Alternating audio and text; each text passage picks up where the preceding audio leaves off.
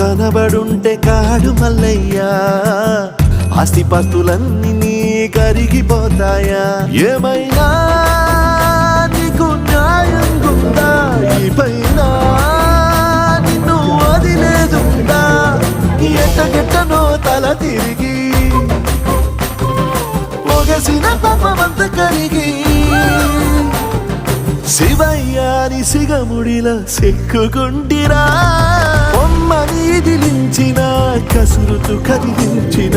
శూలముతో పొడిచిన